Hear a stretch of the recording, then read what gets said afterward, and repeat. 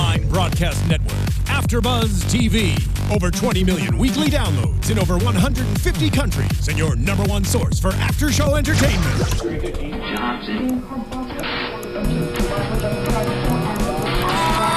AFTERBUZZ TV, the destination for TV superfans, producing after shows for over 300 of your favorite TV shows, interviewing celebrities and showrunners, and bringing you behind-the-scenes exclusives. All thanks to E! Entertainment's Maria Menounos, producer Kevin Undergaro, and internet leader Akamai. Now, let the buzz begin! There's a snake in the grass. A snake in the grass. Yeah, there's a snake in the grass. Bloody snake in the grass. Be feist! Be feist! Be feist, and you got Meddy! nothing else to do. Be feist! Be feist! Meddy. That's pretty good. Yeah. Thanks, man. Welcome to the show. Hey. As you can see, we're one short tonight. Suri Serrano couldn't be with us. She's training for next week. She's cutting weight. Yeah, Parts unknown. Suri's cutting weight. Welcome to the AfterBuzz TV after show for Tough. I like to just call it Tough. Is that bad? It's a little bit bad. The Ultimate Fighter. Good? Yeah. Okay. Well, Season 22, Episode 6, The Ultimate Tough Fighter. is like the cool, uncool hipster thing. It's like the It's San like trying Fran. too hard. It's like Oh, I see. it's like when Ben Stiller called Taps TPS. Oh, jeez. MTV Music Video yeah, Awards yeah. skit. That's not He good. said, "Why didn't you just call it Taps?" That's that was the punchline. That's a good Stiller. Not bad, right? That's kind of a Stiller Jerry doing Stiller. Tom Cruise. Oh, that's right. That- That's that- right. yeah, Oh, God, yeah, that was yeah, great. yeah. 2000, Brought it back. 2000, I believe. I think it was the year 2000. Oh, I have no idea. time. But I Sounds brought it back about to right. bacon, didn't I? You did. Thanks for everyone who's watching on YouTube, listening to us on iTunes, SoundCloud. Shout out Rate to the us homie Joe Boza in the chat room right now with me. Boza with us? On point. Boza is with us, and also Kieran McCluskey, I believe. McCluskey. Okay. Yeah. Thanks for joining us. Right? Thanks for joining us, McCluskey. Yeah. Talk to us, guys. Yeah, rate us, ask questions. We'll bring it up on the show. And chatting the thing. Jay Yeah. will catch my eye. And so ask us anything you want. What we had for dinner. Jay's very hungry. Suggestions for Jay? Yes, Yeah. good call. Yeah. Yeah. Joe Boza, what should I get for food afterwards? Here? Yeah. Let Or us know. Kieran, for that matter. This is how the show's going. How many minutes down are we here? Okay, about 3 minutes. Let's talk about the episode. Listen. Yeah, a TV episode happened too, right? yeah. Let's do it. This guy right here is one of the most. I almost can't look at the monitor when I'm watching a fight because. You love watching He's me literally. watch a You fight. see him directing the fighters. He's like. Yeah. Yeah, he's cornering. Yeah. And I'm like, wait, what's he telling him? to do? Kaiba What's Jonathan coach. telling him? To do? Yeah, this is. You can find me at Kaiba Coach. You know, I should buy that. I should get that thing. I should whatever it's called. My handle. domain I name? should. Yeah, I should get a domain name. Kaiba Coach. Why don't you promote yourselves? Yeah, no one. Yeah, you can find me at Yeah. Kaiba Cat, not Kaiba Coach. Kaiba Cat. Cat. KAIBACAT. Well, you'll soon find him at Kaiba Coach. Where can you find the Tanjay? Tanjay, you'll find me in the octagon next week, but we'll get to that Oh shortly. yeah. Otherwise, J10716, as usual, as I've been saying for God knows how many years now. A long time. Yeah. I'm Jared Gilkerson at Gilkerson Radio on Twitter. Let's dive into it. Right. We'll jump into the fight. We'll let everyone little cliffhanger there. So the big drama show. Wrong Boy, sport. was it? T.J. Dillashaw, Conor McGregor, Uriah. This love triangle we've got Oh, going what on a tangled web we weave, right? here. Yeah, and Jay, you kind of know a little bit more of the in-depth story on this, and you were telling us about the gyms, and Conor pretty much set up the story. But so, what Conor- can you tell us the legitimacy of this rivalry, or kind of what's starting here? The backstory of it, and I can't really speak too much to the legitimacy because obviously I'm not really in the mix with any of this situation. But the backstory, the broad strokes are, a lot of you guys probably know this already, but T.J. Dillashaw was a fighter that was kind of raised in the MMA sense at Team Alpha Male. Uriah Faber recruited him out of high school after wrestling to fight, and has been a guy that's come up. During that time, probably about, I think it's 2 years ago now, they brought on a head trainer named Dwayne Ludwig. Dwayne is a UFC pioneer in himself, strong Muay Thai background from prior to that, a protege of Boss Rutten, and fought a little bit in the UFC, and then retired pretty early on, and was starting coaching. So Uriah brought him on. He started being the head trainer at Team Alpha Male, and I guess one of the guys that he brought up really throughout, should set this up. At that time, Alpha Male was having a really bad losing streak, at least when it came to championship matches. Uriah now has lost, I think, like 6 in a row in terms of championship matches. He'll win everything except the big one. Now, mind you, that said, he has a huge, extensive background as a WEC champion at 145, I believe. King of the Cage champion. He was dominant at 45 and maybe even 35 there. I think he was a double champion there. But anyway, jump ahead to when WEC was amassed into the UFC. Uriah Faber was expected to be one of the big stars to come out and really carry the flag for the lighter weights. And by default, of course, Team Alpha Male as well. They've got lighter weights like Joe Benavidez, Chad Money Mendez, and this young kid coming up named TJ Dillashaw, who was on Ultimate Fighter season I'm blanking on. Let's make up a number. Yeah. 17. Joe that Bose sounds is going to good. tell me Does he's that going to sound check about on right? that. 17. Do it. No. I want to say it wasn't 10. That was heavyweights. It might have been the first 11. live season. Might have been actually the one between Dominic Cruz and Uriah. Could be wrong about that. But at any rate, TJ Dillashaw goes to the finals. It was bantamweight weight class at that time. He was fighting at 35. Fought in the finals against John Dodson. Dodson beat him in the finals at 45. Must have been 45 because then he dropped down to 35. Excuse me. And of course TJ went on to win the bantamweight title from Anan Barao. During that whole time of TJ coming up, that was largely under the tutelage of, at the time, head trainer Dwayne Bang Ludwig. Shortly after that, what was it? Probably less than a year ago, I think. Bang Ludwig and Alpha Male had to split. Initially, it was announced that he just wanted to live in Colorado, I think with his family, and open up his own gym there. Well, let me interject a little bit. Yeah, Uriah 15. Uriah was 15. 15. Tough Boza, 15. you are the man, my brother. Uriah was saying that because he's trying to make it look like it doesn't bother him, but they have him sitting down and Uriah saying, "We built Dwayne up. Right. We built him up, and he lost." So there's got to be a reason that he just bailed. And that's where in the past several months, obviously, there's been a lot of headlines and articles coming out and interviews between Bang Ludwig and Uriah Faber. What went wrong exactly? Why did Bang Ludwig leave? And it's all he say, she say. We talked in the last episode with Coach Edmund Bilibisu. I hope I didn't butcher his name there. Sounds good. About kind of this drama that's been brewing. And I don't know if it was how much it's been coordinated with this season and the drama building up, the main storyline of this season of Tough that we're talking about, versus it just happens to be coming out. But the broad strokes of it were that Uriah Faber says Bang Ludwig really didn't fit in at Alpha Male. He was very successful with the fighters, obviously. But there were issues, personality clashes, kind of a lack of professionalism, according to Uriah Faber.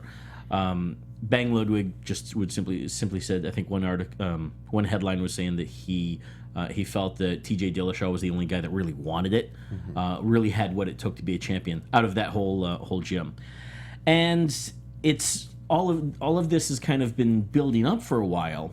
Meanwhile, Conor McGregor comes along, and now him being a coach on Tough, him being one of the most masterful guys in the sport right now to poke at the bear. And being obviously outspoken. Yeah, Love yeah. that. I mean, having no problem running his mouth, saying whatever he wants to say to get whatever reaction you want. Now he's in a what's the word? I was going to say not antagonistic, but he's in a counter position against Uriah for this season. Yeah. So what's the great immediate fodder to poke at Uriah to get his goat and to help draw ratings and make the show interesting? TJ Dillashaw. TJ Dillashaw. There it Well, do you is. think that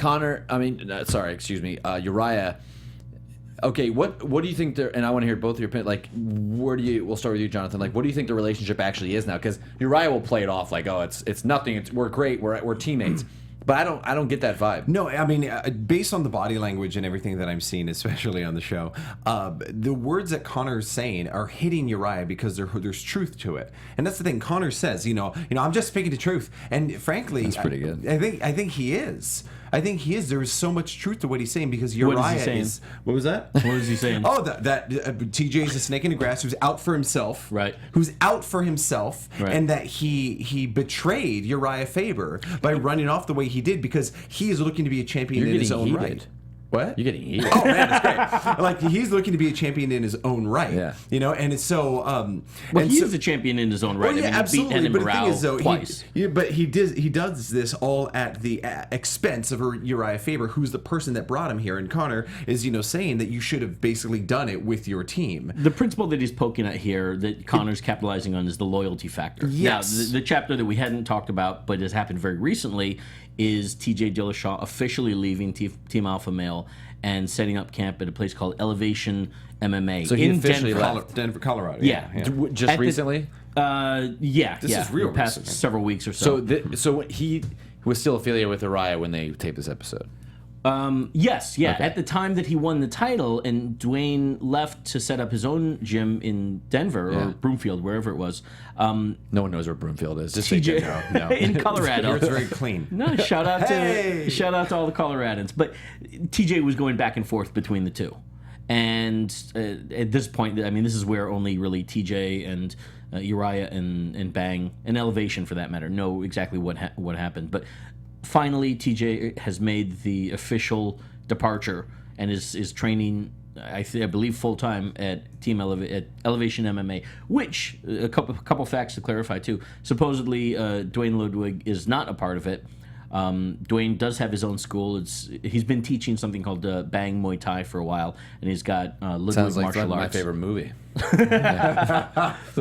But he does have his own gym. I'm sure he's over there. I'm sure, And they have to be, because he makes said in the sense. show, TJ was saying in the show, he's like, I really had a close relationship with Dwayne, and Right. we kind of connected, so they got to be working Well, together. TJ Yeah, was the of course. one guy. I think the thing is, TJ was the one guy that from Alpha Male that did win the big one, and that was one of the guys that Dwayne brought along. Yeah. That was that was the first championship under Dwayne's leadership, or head Tutelage. coaching. Tutelage. Yes. Great word. That won the title. At the time, you had Joe B challenging, you had Chad Mendez challenging against Demetrius Johnson, and Uriah was still in the mix as well. There was supposed to be this long delayed match between Uriah and Dominic Cruz for Dominic's title at 35. Can't believe I'm blanking on this, but I wouldn't know. we should know. I I apologize. am all for knowing. blanking. It's the greatest success that they have coming out of there, and he bounces. I Yeah. mean, that's Yeah. that's What's this so cold-blooded, man. That's wrestling rough. to me? I hate to bring it back to wrestling, but it's like they're building these storyline. I mean, Yeah. what makes something better is, this is going to be my boxing homer stuff again. Boxing always promotes, whether it be HBO or Showtime, they do a really good job of storytelling on those networks. And that's one thing I think UFC has to, they're kind of playing catch up with how they're going to tell these guys' stories a little better. But now you have this platform, this whole show, an hour show. Right. They're going to spend half of it. Oh yeah, Because now brother. you have 3 possible matchups here, or 4, ways Right. you can. Do either one of you guys see any of these 3 guys fighting against each other? Conor, Uriah, and TJ at some point within the next, 18 months or something like that. That's hard. That's hard. But the thing is that they are building it, in the way that WWE or like you were saying. Like It's such a storyline. Yeah, the But way what's that funny they is have that them it's sitting there. It's real life reality happening. This is not a storyline, and But it's all set up so. Well, I mean, masterfully. yeah. Like they have them sitting there for this picture that they need to do, but they don't need to sit there for 30 minutes like the way they're doing it. They have them sit there strategically so these things can happen. Sure. They have TJ going off to get coffee strategically so these Yeah. things can happen. It's all. And I think set they brought up. him in over. I don't know if Uriah wanted to bring him in. He says he did. He wanted Well, to. mind No, you, this was- is all part of it. This is all part this of was the also game. shot in the summertime. Yeah. Certainly there are things in all those guys' relationship at the time that are certainly different and probably in worse shape now than at that time. But they may have been very much on shaky ground at that point. Yeah. Yeah. That said, I think that it was kind of inevitable that when Dwayne left, that TJ was going to leave permanently. I mean, that's the guy that brought him to the title, so it would make sense that you stick with your head trainer there. Yeah. That said, there's a way of doing it professionally and less than professionally. That's not for any you of think us he to did it wrong? judge. I mean, I in don't your know. opinion, from what you've seen, I don't know, because I'm reading the same headlines and hearing the same interviews that everybody else is online. Now, as Joe is chipping in here and is mentioning that TJ won an Ariel's show on Monday and said that Uriah has banned TJ from Team Alpha Male. Well, I mean, those are strong words, and we're kind of getting into... That didn't happen on Ariel's show, I assume. Banned is probably a strong word, and I think this is when the mudslinging comes in professionally. That probably is not necessarily as steadfast in real life. If there was a reason that TJ and Uriah needed to train together, I fully believe that they would squash whatever issues there are and they would train. I think there are definitely a big personality rift between Dwayne and Uriah, because it takes a lot to get under Uriah Faber's skin. And then the fact that he started to kind of speak out about, and really, I mean, you get pushed to a certain point where you have to defend the rep of your gym, yourself, your team, etc. There's only so much that a guy can put up with, especially fighters. Yeah. Verbally, you're only going to take so much. And Uriah's a guy that doesn't like to do that mudslinging. Verbally he's got one of the best quotes in the show tonight, which was, Hit it. "Don't talk, you do." Yeah. And that's kind At the end what of he's trying to the teach his fight. team. Yeah. So all of this drama, obviously, Conor McGregor capitalized on it. It's been drawing out at least since the summertime, and this is we finally see what happened over the summertime between the three of them: TJ, Uriah, and Conor. Obviously, Bang was not there coaching. Bang. No Bang there. No bang. No banging. No bang. No banging. No bang. And so, ironically, a lot of this jump permanently to elevation for TJ just happens to be coinciding with this episode. Maybe that's manipulated. Maybe it's not. I don't know. I mean, I don't believe in accidents here, and especially when it comes to the UFC, when they're a money-making business and they're working essentially in entertainment. No, I mean, I think there's the timing of some of these episodes is strategic. Sure. Yeah, absolutely, and it's smart. That's what And you're they doing. still base other fights if there's no show around, what's hot or what's working or Yeah. who's in the news or that's sports. That's the great thing about combat sports when it's just one-on-one. You can base it on a storyline. Someone you can't. Tom Brady can't call out, Peyton Manning, be like, I want to play you next week. It's like, well, I'm sorry, it's not on the schedule till next year, and he'll be 40. Yeah. This is the great thing about the sports. Like, we can push this, and now we can see in front of the cameras that these guys are they hate each other, and it's even if it's a little manufactured, I don't care, because that hate is real, or that disdain for each other is real. And these headlines, they are headlines, but TJ and Uriah have a rift. Like, all three of these guys kind of have a little thing against one another. Yeah. At the time that TJ won the title, Uriah, a lot of people were talking about, would Uriah ever face TJ if it came to that? Because at that time, Uriah's stock was a little bit higher than they it is talked now. about it in the earlier episodes of the show. They brought that up many times. Let's do it. And they Yeah. said that they said that they wouldn't. Teammates aren't. When you're at that level, a lot of times teammates aren't going to fight teammates. I personally am all in favor of it, but especially if you're training at the same gym, that's kind of difficult to do. Let's do it. I'm with you on that one. Can't the UFC fight. force hands too? I mean, this isn't like boxing Not where there's all really. sanctioning bodies. Can't Dana? If I don't know who ultimately makes these matchups, it's got to be Dana, right? He's got to approve it. With the You would rankings, typically, if a match like that was offered, they would turn it down.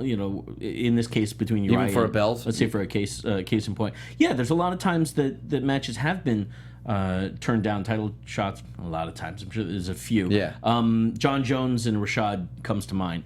I believe Rashad was supposed to fight for the light heavyweight title. He was injured. Suggested John Jones got the shot, and Rashad kind of co-signed on it.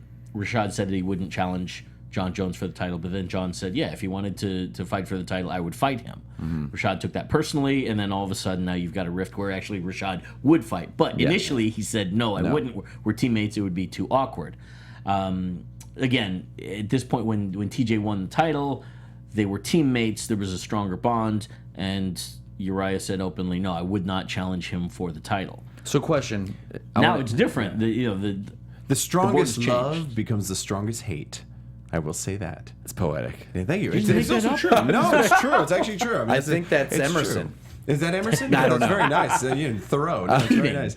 Yeah. So why such a heavy? I know we want to get to the fight. We're gonna dive in soon, but why such a need in the UFC world? And just because I'm coming from the boxing world and I'm getting more and more knowledgeable with MMA and UFC, but why is there such a heavy need for team in this sport compared to other combat, other other one-on-one sports? You don't see like Serena Williams, like, well, I practice with them, so I'll never play them. Or you never saw like Holyfield say, like, well, he was my sparring partner, but I'll never fight him. A bit of it is the wrestling culture. You have a wrestling team. I mean, to that end, you should speak about boxing. I don't know how much boxing teams really are, as opposed to guys that just go and mainly build up it's a guys camp, under build up a trainers team. or promoters. It's like usually it's a promoter saying, I don't want my two guys fighting. Right. But there's no relationship there. They would. Right. So that's the only time you really see it. Boxing's set up so differently in its economics and business model than the UFC or than MMA in general, where with MMA, you've got teams that train together, everyone builds each other up, much like wrestling. Of course, in a dual meet in wrestling, you only have one guy from each weight class go out and fight. Not the case in MMA, which is a different animal. It's prize fighting. It's not an amateur sport. So you can have two guys of the same weight class of the same team fighting. They're just fighting different people. And there's usually enough people where you can book that. Rarely does it come to loggerheads where you've got two guys that are number one and number two. It does happen, but we rarely see that, and it tends to work itself out. Now, again, the lay of the land has changed such that TJ and Uriah, maybe there is more impetus for them to fight. There's less of that bond, and there is a potential storyline to it. Is Uriah going to get the next title shot against TJ? No, we've got, I think he's defending against Dominic Cruz. That's a big one. And then after that, I don't know who else is in the CM Punk. The immediate top five. CM Punk. That's awesome. That got delayed a little bit there. Yeah, what's going on? I thought it was December still happening. I don't know. No, he got injured, man. There's another 6 months at least. But I mean, but then you got Conor at 145. He fights Jose Aldo, the unification match in December. That'll be over sooner than we know it. Does that lead to Conor versus Uriah? No, not likely. I'll watch it. Yeah, it would be a fun match to watch for sure. Uriah would have to move up again. I thought he did fight recently at 45 already. But you've got Frankie Edgar and Money Mendez, I believe. Is that right? On that card? Sounds right. Fighting for the number one title shot against the next shot in the spring. They both just have to stay hot. Like if Uriah can get hot again, beat a few contenders. It could happen. I think that time has passed. Yeah? I really do. I really think that time has passed. I know, I'm just a nostalgic person, and so I love to see the older guy come His back. name means something, but I don't know that you can argue that he's top 2 or 3. Just pull a great 4. white hype and tweak the numbers and like get him ranked in the top 10. What was that boxing movie with oh my goodness. Great White Hype? No, not that. Oh, that was funny though. That was a great. Play it to the bone? No, Cinderella Man. Cinderella He gave me the next Cinderella Man. Yeah, I mean, come on, he's got enough juice left. Juicy J, not quite Juicy J juice. Well, I don't want to. We'll skip over. We'll skip over the fight. Like you said, what was it David? Who was it that said Cody? Who's it? Garbrandt? Garbrandt push Conor. That was huge. I mean, that takes some serious cojones. That was intense. Yeah, so they were. If you watch the episode, they're waiting around to take. Especially if you didn't watch the episode, we're going to tell you. They're waiting around to take team pictures. A lot of trash talking. Connor's calling this out. This is right after the weigh-in, so both teams are there sitting side by side on the bench. And it was great because all of a sudden there's this dead air, and then you just hear Uriah, gotta take a picture. I'm like, what the hell are they setting up? I'm sure that was a cue from the producer offhand going, hey Uriah, what's going on? We need this. We need this shot. We need this audio clip. Yeah, got it. Uriah, what's going? Guarantee we got to take a picture. I guarantee he was the only one in the gym when they did that. They're like, we need you back. We need a pickup. I think it was right there. I think it was the wider shot. I don't think it. Yeah, a couple guys I didn't there. see anyone around him. But it was bizarre. But so there's a lot. Conor was just all over Uriah, and this is the first time I've ever seen Uriah this flustered in an episode because uncomfortable. Usually he stands there and just chills. He was actually facing him, pacing. Yeah, and he had nothing to say outside of just open himself up to Conor. Like he was like visually shaken and upset. Like they could have gone. It was one of those moments. Conor was going for the kill there, calling TJ a snake in the grass, saying that TJ had betrayed him, and that Uriah was being a bitch and a pussy. I love Conor. Not kicking him out at that point. This is what it's all about. One-on-one, someone's got to talk trash. I love the trash. I mean, I don't always side with the trash talker, but he does it so well, and he gets under everyone's skin. It's so much fun to watch. The trick about trash talking, doing it well, is that you use truth. You use the truth. It's the truth. You've got to use something that's honest, that really hits at the core of someone. Or to say you're going to eat their children. smack him in the head. Exactly. You can't just say to someone, I'm gonna take your underpants and do you. Well, somebody can say that. Somebody did say that. Someone did say that. That's I don't know. Some people will like that kind of trash talking. That's true. I mean, I love this side of the table. But that was a fantastic moment. Yeah, who was that? David Tamer? Yeah, David Tamer. Okay, so let's build to this though. There's the trash talking, Cody and Conor just going off on TJ while TJ is conveniently not there. Yeah. Right? And it comes to loggerheads. Cody Garbrandt says, "Yeah, I'll do something about it." Yeah. And they get into a shoving match. Cody and Conor and the two teams come in and pull in apart. You have to have a couple of these at least. You think Dana likes? I don't know if Dana likes seeing one of his champs getting pushed on the show by some. No, it's coach. just a shove. It didn't mean anything. It's and on top, he loved it. And on it's top of that, great it's for not like TV. he got pushed over. Yeah. It's not like he looked like a punk. Yeah, I guess if he cut him, that'd be a different story. Yeah. So in these two teams going at each other, what was it, gray and blue? Yeah. Attacking and partially trying to attack, and then partially also trying We to could pull reenact apart. it. No, I'm kidding. Yeah. Oh. This doesn't come up. Yeah, this is not coming across well. Where are you? Probably certainly not on YouTube. Oh, there you go. And certainly not on iTunes either. That was, let's erase that part. Or if you're listening to it, you heard the wheels of the chair. Okay, so that's it. They were not finally, sitting in office chairs. David Tamer of Team Europe, Team McGregor. What does he say? What is the trash I talk? wrote it down. No, you have it written down. Yes, of course. Give us this quote. This is my great quote of the year. I'll bleep it. Take care. No, care. just say it. Okay, take care of your underpants. I'm going to fuck you, man. And you. That's one of the. I love the line because Something got lost in translation there, to be sure. now it's definitely a language barrier there. But if it wasn't, it's even better. Because you just confuse the hell out of the guy. Well, that was a funny thing. And that's exactly what happened. Yes. Everyone's like, rabble, rabble, rabble, rabble. Yeah. He says, take care of your underpants because I'm going to bleep you. See, this could be his gimmick. Yeah, and then all of a sudden, everyone, even if someone said, they went, wait, what? And everyone just kind of started going, whoa. That broke up the whole fight. That totally Broke up the whole derailed Exactly. everything. It squashed it. It was the release valve of comedy, of unintentional comedy. Great. Yeah. He doesn't know, but he's got something. He needs to do this every week. He should just pop in the kitchen and be like, "Hey guys, who's got?" I don't know. You prepare that cake because I'm going to put it in your toilet. Yeah, that was I just froze. All right, Who's got the eggs? Yeah. Because they're on your face. yes, Oh, exactly. Okay. Right. Thanks, David. I don't even know why I was arguing anymore. Right. But the great line was the next day in the Team Europe's van. They're like, the quote, I'm not sure who was saying it. I think it might have been, what's his name, who's lost as many as he's won, but I love him.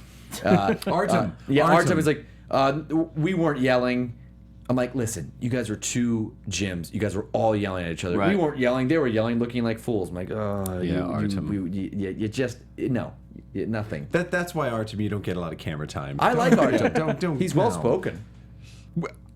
Better than David, that is. Oh, yeah, I see. Better than David, yeah, okay. Yeah, he's well spoken. Not so good. So, of course, though, that led to, guys, if you didn't, it's not on this episode. I don't know if you'll be able to catch Tough Talk that happened, but Karen Bryant, in her post-episode interview, showed an exclusive clip that wasn't aired that had Team USA, Team Faber. Pretty much a kick me sign on his underwear. Right. Yeah. Put some dirty underwear in David's locker with what was the line? Something about I don't even know. You can't get in or something. Yeah, you can't. But you could have these. But here's my dirty underwear. Yeah. Good. That's on all my pair. I thought after all that, they couldn't come up with a better line. You could have done better than that. Yeah, but it's we're looking with I mean, come on now. With. This isn't much team improv, and I'm not either tonight. But I mean, Uriah's coaching them. They're not a bunch of talkers, so they're just like. So I bought you sandals. This is Uriah. We need some more. Buy him sandals. Let's jump into this fight. Yeah, well, speaking of not being a talker, Arosa. Yeah. Not a talker, Julian Arosa, but hey, man, a finisher. Yeah, and looking at not a finisher. The match went to decision. You know what I mean. Just saying. Looking at this fight from the outside, we've got Meji, 30 years old. Mm-hmm. I mean, it's a little older for being on the show, and I don't know how old these guys are usually on the show. Starting to peak in his early 30s. 6 foot, Yeah. 73-inch reach. Yeah. Julian Erosa, he's 26, 75 and 3/4 reach, 6'1", rangy guy. And when I'd never seen this guy really fight. And when they said he was a little unorthodox, I was like, I wasn't expecting the guy who used to hop around like in Bloodsport. Like, he'd jump on guys' backs and stuff. But it was really like that. Yeah. I'd never seen, he almost wasn't even truly orthodox or southpaw. He just kind of came out and just kind of kept shifting. Yeah. Have you ever, either one of you seen that in a fighter that's that almost squared up like that? Like it's a really dangerous way to be out there. Yeah, I can't come up with an example right now, but you do see guys that kind of jump around, play the outside. Yeah. Lyoto Machida is one of those guys. Yeah. It's a different stance, but he squares up and circles on the outside, plays the outside a lot. Struck me a little bit. Dominic Cruz is a bit more stick and move. He's not quite as wide stance, but Juicy J was horrible. Juicy J. Yeah, watch out for Juicy J. It was an odd stance because his guard is also dropped almost the entire time, and he's relying on just that movement. Now, I've seen great fighters with a dropped guard. You see Bruce Lee. Bruce Lee, Roy Jones, Vitaly Klitschko, like other. I mean, I'm going off of guys on boxing, but you can be successful doing that. But we saw after tonight. Let's jump into round one. I know that we compared scorecards at the end, but I just want to jump into a few things and get your guys' thoughts. Let's talk about the finish. Who won? Oh, well. Round one? Oh, should we tell them what happened? Go through the round first? Let's go through the round Let's make it a little build. All right, we'll build it up. So round one, I gave it 10-9 to Julian. I thought it was close. Now, Meji landed some... This is the part where Dana kind of came in and said the same thing, where Erosa had the volume and the busyness, but not as much effective punches like Meji did, like just really clean, hard blows. I thought Meji's flurries were just a little inconsistent. We see more of that in round two, longer ones, but I just liked the busyness of Julian. I liked the heel kicks. He was staying busy, and he would land 2 or 3 punches, maybe not super effective, but he would get maybe tagged with one. But this was one of those rounds where I thought it was right on the borderline. But I just liked his busyness, and I thought even though backing up, I thought he kind of controlled the round. What did you guys think? It was close. You smoke crack and you have no idea what you're talking about. You're a moron. Are you saying the two judges are also morons? There was one judge who got it right. He had 19. Here we go.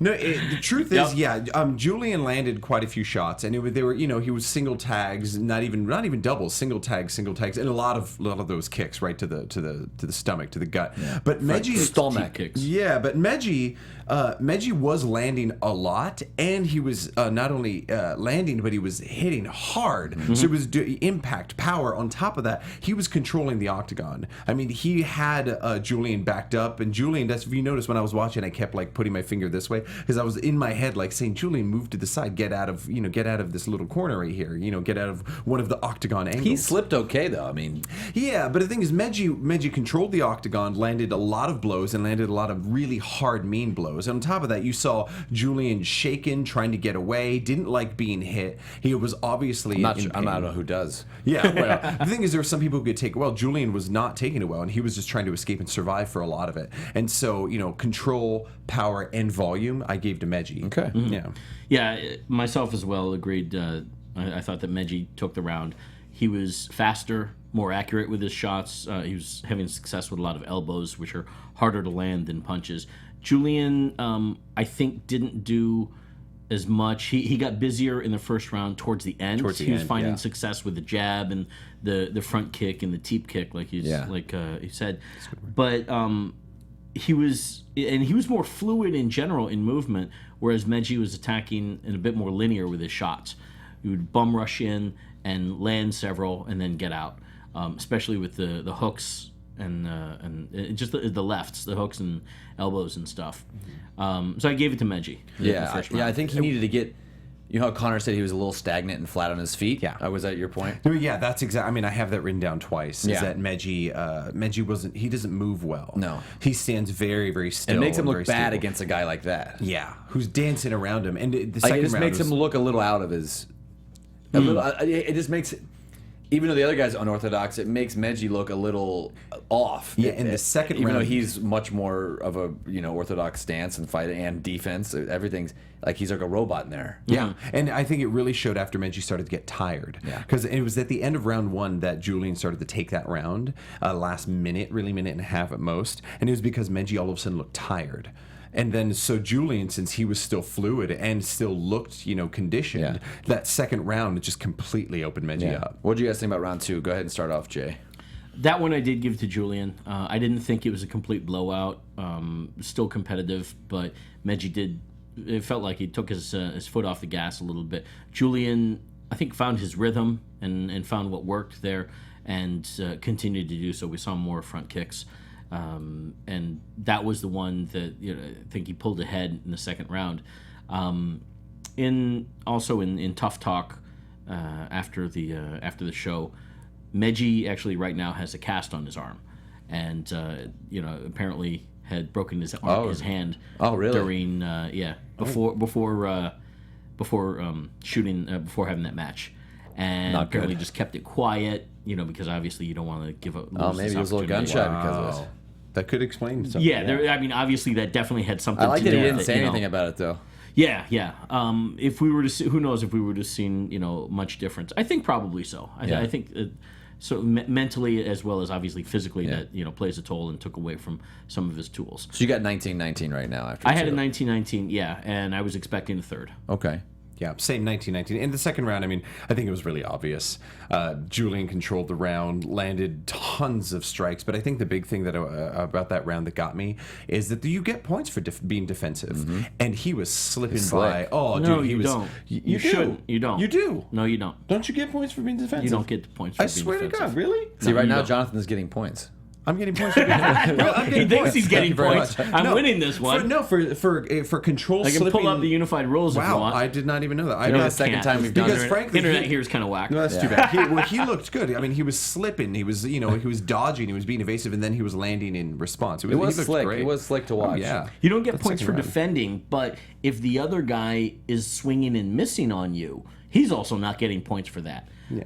Ironically, aggression is not as high on the totem pole of scoring as you would think. Obviously, it's effective grappling and effective striking, Which neither guy wanted to do, by the way. He stepped into Grappling. that. yeah, effective grappling, which is kind of surprising. Julian having 8 what wins was by it? submission. Yeah, 8 wins by submission, 5 chokes, And that's in 14 wins altogether, so Right. more than half. Yeah. right. Yeah, 5 chokes, 3 arm bars. He might have to, though. He doesn't look like a guy who's going to knock anyone out. He's a little bit of a beanpole in there. Yeah. He wants, and just like Uriah said in between the rounds, he's gonna counter. He's gonna counter. So when you hit your shots, get out of there. Give him angles.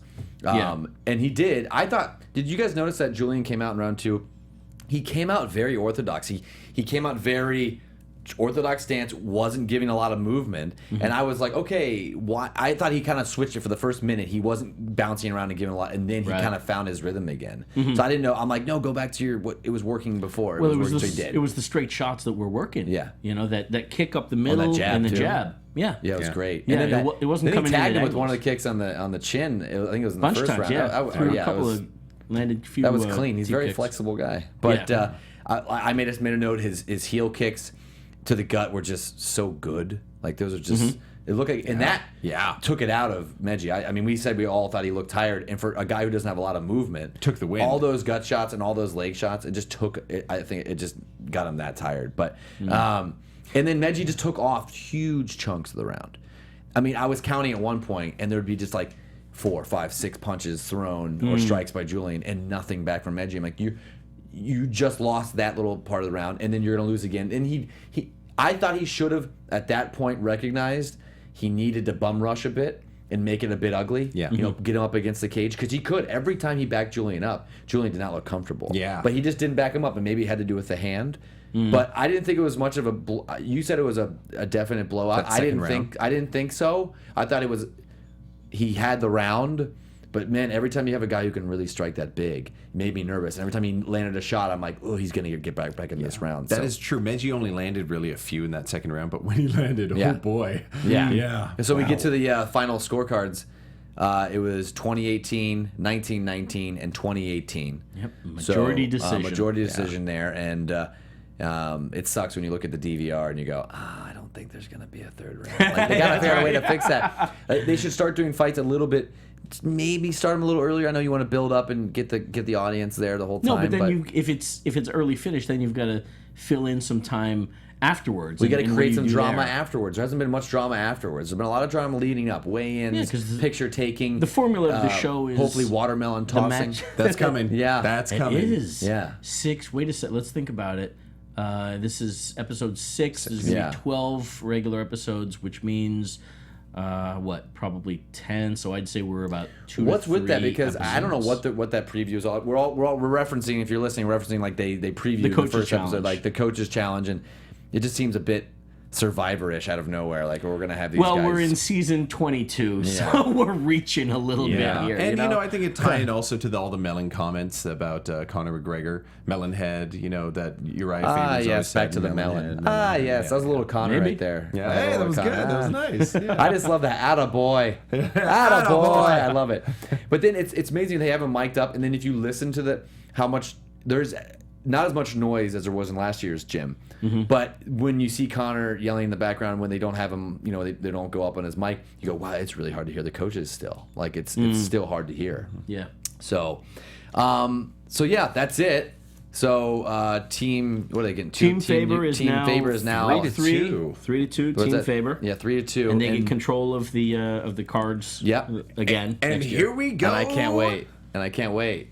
What? Well, next week? Ton Lee. Oh, that's right. And so we have Ton J, Ton Right. Lee, and then since the first I'm episode, finally I loved fighting. his vibe. Since the 1st episode, I loved it. So I couldn't wait for this guy to fight.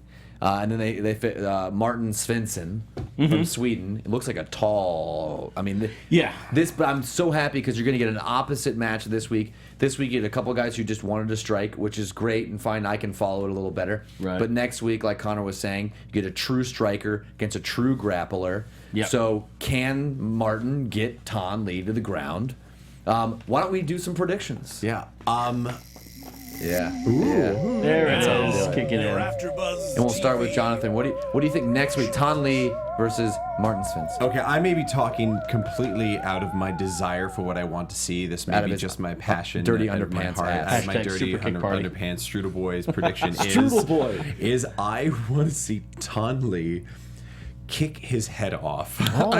I'm going to say Wow, Ton that's Lee all the way. I'm taking it a bit literally he can there. kick it and just off. Oh, Jesus. What do you have against Martin? Yeah. No, nothing about that. I just want to see it happen because What do you Ton have Lee against is the awesome. Swedes? Yeah, Swede. You got something against Swede? He's Something, great. family He's fantastic. thing? Love the Swedish. Fantastic. Love the Swedes. hand. He loves the The strudel. Swedes. The Swedes. Strudel Boy loves the Swedish. Und I love some. Sehr good.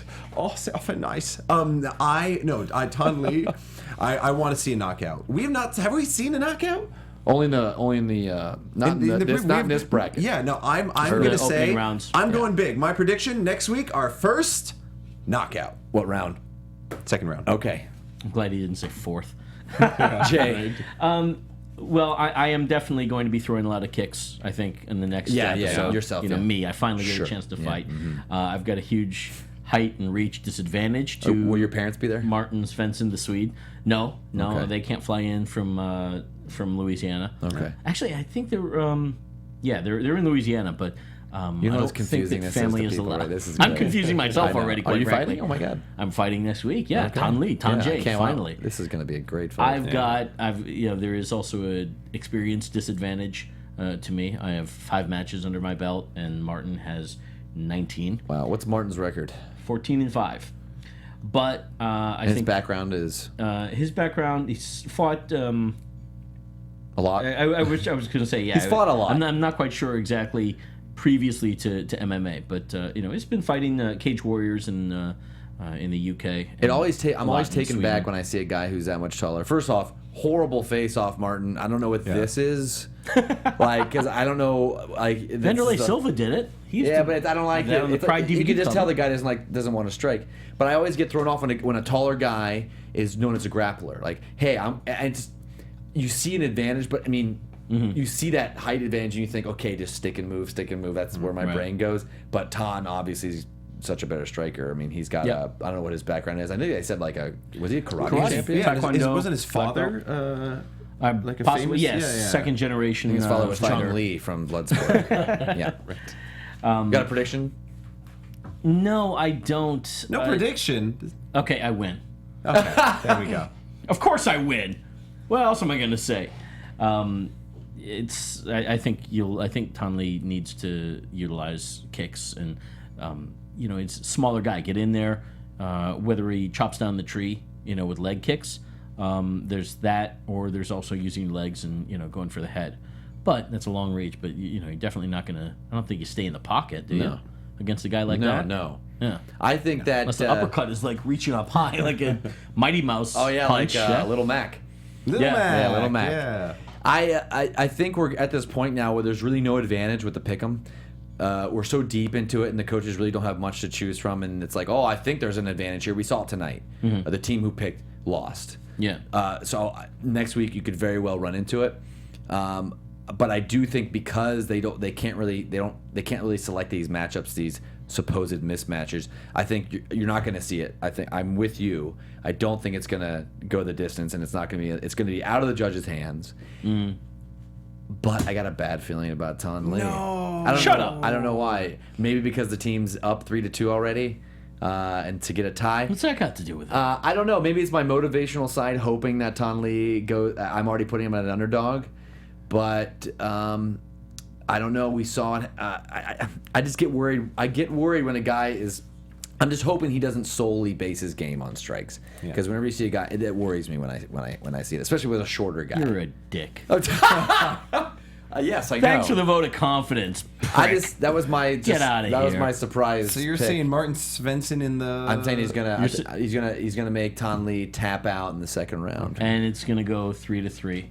It's gonna stay even between McGregor. Yeah, 3-3 for the teams. In favor. Yeah. Wow. So this is a hell of an I'm episode, gonna make guys. you eat your words. Yeah. And your dirty underwear next week, buddy. I won't eat underwear. You'll eat my dirty underwear. Unless it's Saturday. all bets are off on Saturday. Yeah, my friend. Saturday, underwear eating day. Speaking of Saturday, Ultimate. yeah. I'm sorry, not Ultimate Fighter, but UFC Fight Night happening in Dublin, Ireland. Dublin. Sad news, unfortunately, they lost the main event today between Joe where'd it Duffy go? and Dustin Poirier. Joseph Duffy was injured, had to pull out. So the new main event now is Paddy Houlihan, who's Conor McGregor's teammate, versus Louis Smolka. And that'll happen. I believe that's 125 pounds. Oh, the flyweights. chick from MASH. Her nephew? What's that? Louis Smolka? Only. Are you talking about Loretta Hot Lips Swit? Houlihan. Okay. Sorry. Well, Rach. if you look at Paddy Houlihan and that's what you say, then hey, that's on you, buddy. Yeah. At any rate, Fight Pass, sign up, UFC.com, $9.99 a month. It's, be a good fight. Good show to watch. Great fight. Yeah. Well, We will not be covering it for UFC AfterBuzz, by the way, unfortunately. But we will be Jesus. back. I know. But we will be back November 7th, 7th or 8th, rather. I don't know. For Don't Ronda look at me. Rousey versus Holly Holm, George Hermosa, and hopefully, knock on wood, the Jersey Devil will be back with us Oh as my well. God, a lot of drama going on with Rousey recently, with all of her crap. Yeah. What's that? It's not official. It's not publicly Martine Brodeur? official. Well, it's not. Nobody announced it. Except that Why the am I so Examiner. lost right now? Yeah. All right, put it out there. Daria Baronato, our AfterBuzz girl, has signed with WWE. She has a developmental contract with NXT, and she's already out there in Orlando training. Nice. That's big. It's out there. Just because it's on Twitter doesn't mean it's official, buddy. Oh, really? The WWE did a press release? Now who's Oh, my defensive? mic was like unpatched, so people couldn't hear what I'm saying. But yeah, Daria Baronato, congratulations, and Mara Abdelmahim also. Congrats. Wait, So That's the great. WWE did release a press release, you're saying? I believe so. You believe so, but you don't know that for sure. Thank you, Well, God. Either way. Good work, I hope they Cronkite. heard all of what he said. If there was just half, then that'd be just awkward. Half? Honestly, guys, I mean, it's journalism if you promote stuff that isn't technically announced yet. Sure it is. That's what I've heard. Jesus. Yeah, if anyone saw that Michigan State game from the weekend, Oh my gosh. when one of the local news teams got a little antsy and they just said that they won just because they wanted to be the first outside saying they won, and then they had to break in and go, actually, sorry, we reported it too early. They lost. You remember the presidential election in like the 60s, right? Where he I don't. I wasn't alive. No, Eisenhower. Eisenhower. They had Right. the Ike newspaper. wins or something like that. Yeah. Yeah. Well, that got a history lesson. All right. Yeah, cool. From UFC to Dwight D. Eisenhower, I think it is. Yeah, we've come a long way. Yeah, we did. And guys, where can everyone find you online? We didn't say this already? No, we're doing it twice. I do it twice. All right. I always do it twice. JTAN716. Joe Boza, you got anything else here? Her first day was yesterday, talking about our girl Daria. Yeah. Yeah, Kaibacat at Kaibacat. Strudaboy at Kaibacat. Coach Kaiba. Jared Gilkerson at Gilkerson Radio. Thanks for watching. Thanks for listening. Until next week, we'll see you later. From executive producers Maria Menounos, Kevin Undergaro, Phil Svitek, and the entire AfterBuzz TV staff, we would like to thank you for listening to the AfterBuzz TV network. To watch or listen to other after shows and post comments or questions, be sure to visit AfterBuzzTV.com. I'm Sir Richard Wentworth, and this has been a presentation of AfterBuzz TV. Bag you later. The views expressed herein are those of the hosts only and do not necessarily reflect the views of AfterBuzz TV or its owners or principals.